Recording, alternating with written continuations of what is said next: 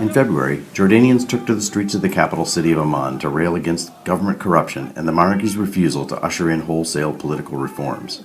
By the standards of many protests that have engulfed the Middle East, it was a small, if spirited, showing, but it raises a question once again for a region in turmoil. How much change, and how fast? Revolutionary change plunged Libya into chaos, and Syria into civil war. On the opposite end of the spectrum, Saudi Arabia has banned protest and sworn off any changes at all in government or manner of governing. Jordan, a tiny kingdom located in the strategic heart of the Middle East, is arguing over a middle path. The issue came to a head in February when Jordan staged parliamentary elections. To the king, the poll was a seminal event. On the other hand, critics, including an active Muslim Brotherhood contingent, boycotted in protest.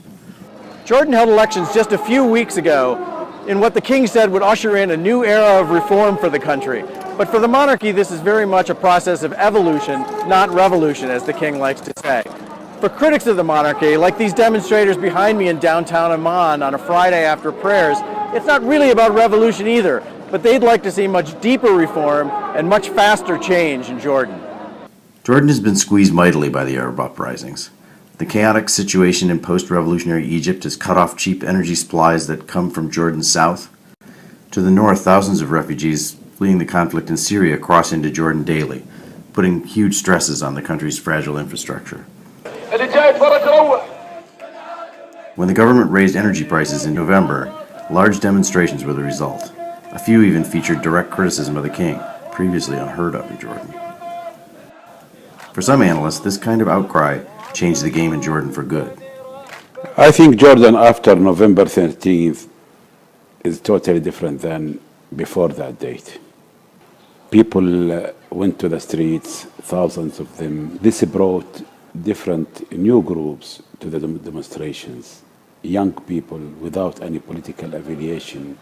The government is betting that the election and the new parliament will be enough change for now. Protests have indeed tailed off since the vote, and some Jordanians are relieved to see that. Prices are high. Jordanian citizens are suffering because of the economic conditions. There is legislation that needs to be reconsidered, but that does not mean what happened in other countries takes place in Jordan. But opponents of the government haven't given up either. They point out that the government is likely to stir up the population again when it has to raise electricity prices in April as part of its economic plan.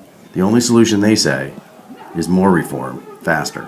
There's no other way out for Jordan and the Jordanians unless the political reforms take place.